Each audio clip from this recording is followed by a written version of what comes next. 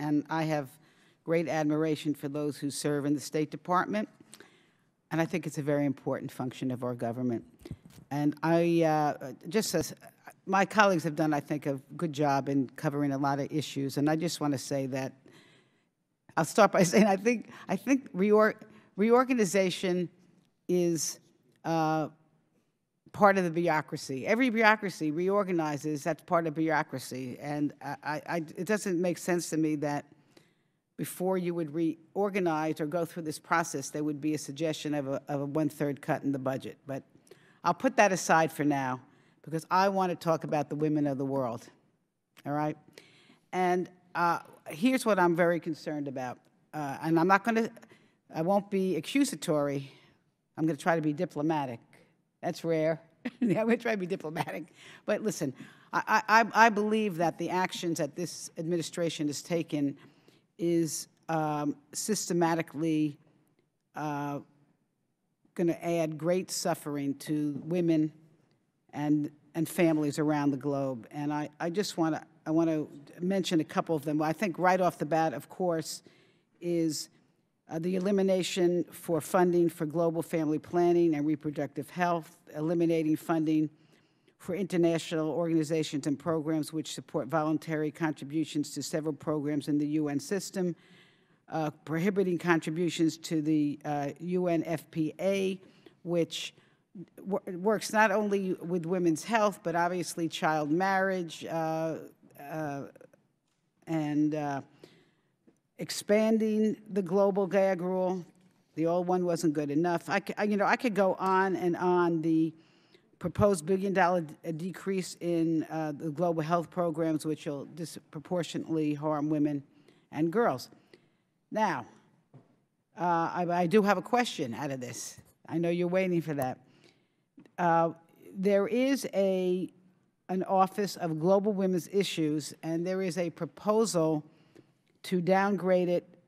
I think it's a downgrade, but you'll have to add and tell me if it is, which is to downgrade the Office of Global Women's Issues from the Secretary's office to one that instead reports to the Undersecretary for Civilian Democracy and Human Rights. So can you explain the difference that will be? Is there plans to name an ambassador at large to lead the office? Those are my first two questions. And why don't you answer those first? Sure. Yes, in fact, I've interviewed candidates for that position.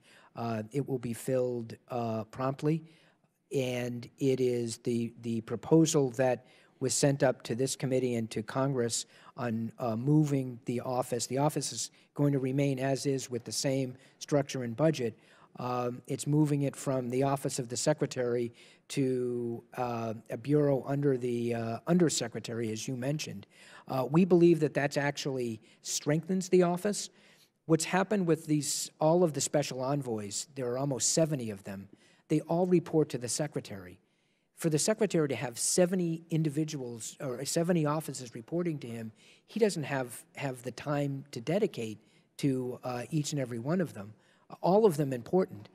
With this office, which is important not just to the Secretary but to the President, if it's got the support of the State Department bureaucracy, the bureau in which it will be located, and I think the most important feature of this office is the person we nominate.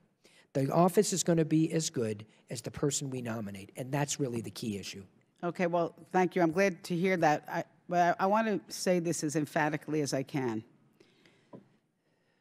There is no reorganization in the State Department that is a substitute for enabling women around this world to be in control of their own bodies and to have reproductive health.